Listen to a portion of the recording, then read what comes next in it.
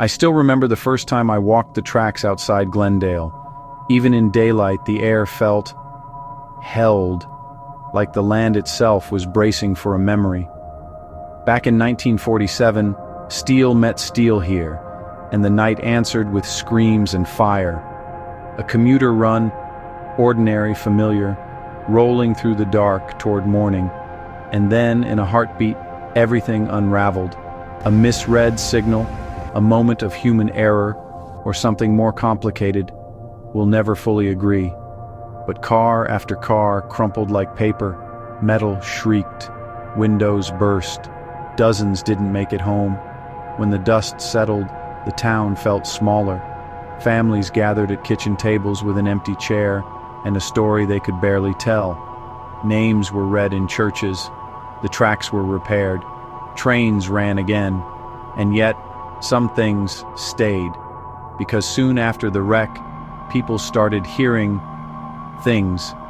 First it was the section crews, out there before dawn. They'd kill their lanterns, and the dark would hum like a held breath. Then, faint at the edge of hearing, a conductor's whistle that wasn't there, a brake scream with no train to make it. At night, porch lights flickered in a line toward the right-of-way. Drivers swore they saw silhouettes on the ballast, figures standing just off the shoulder until the headlights reached them, and nothing. More than one person told me about a woman in a long coat staring down the rail, her hands clasped tight.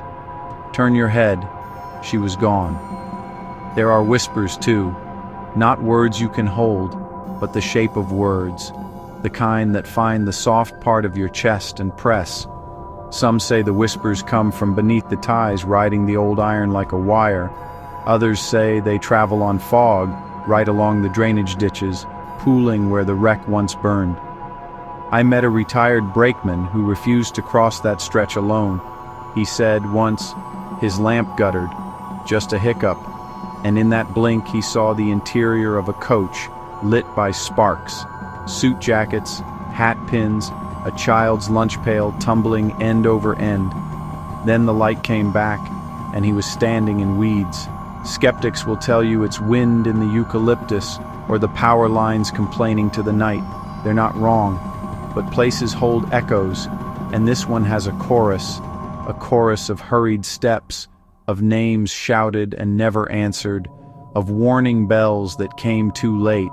So if you ever find yourself near Glendale when the sky goes that deep, impossible blue, stop, listen, watch the rails.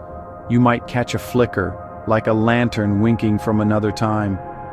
You might hear the weight of a train that isn't there, rushing past with all the urgency of a last chance. Do the souls of Glendale still ride those rails, forever trapped between life and death?